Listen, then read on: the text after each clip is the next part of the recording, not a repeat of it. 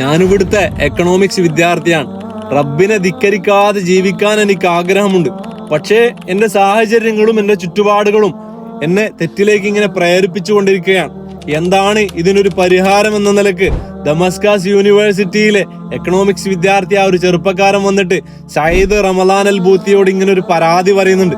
മഹാനവറുകള് ഈ പരാതി ഇങ്ങനെ ശാന്തമായി കേട്ടതിന് ശേഷം ചെറുപ്പക്കാരനോട് പറയുന്നുണ്ട്, നീ എത്ര മനോഹരമായിട്ടാണ് എന്നോട് ഈ വിഷയങ്ങൾ അവതരിപ്പിച്ചത്. ഇതുപോലെ നീ സംസാരിക്കണം. പക്ഷേ എന്നോടല്ല, റബ്ബ് സുബ്ഹാനഹു വ തആലയോട് നീയും അവനും മാത്രമായിട്ട് സംസാരിക്കണം. തിന്മ ഉപദേശിക്കുന്ന ശൈത്വാനിന് എന്നെ നീ വിട്ടുകൊടുക്കല്ലേ എന്ന് റബ്ബിനോട് ദുആ ചെയ്യണം.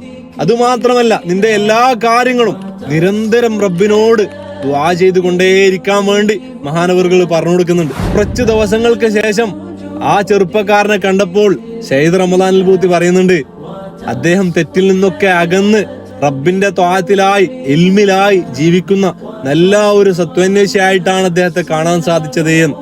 റബ്ബ് സുബ്ഹാനഹു വ തആലയെ തൃപ്തിപ്പെട്ട് ജീവിക്കുന്ന നല്ല അടിമകളിൽ നമ്മയും ഉൾപ്പെടുത്തട്ടെ. അസ്സലാമു അലൈക്കും വറഹ്മത്തുള്ളാഹി.